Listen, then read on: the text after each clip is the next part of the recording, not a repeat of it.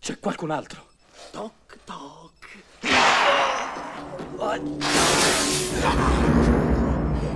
Ci sei tu là dentro, David?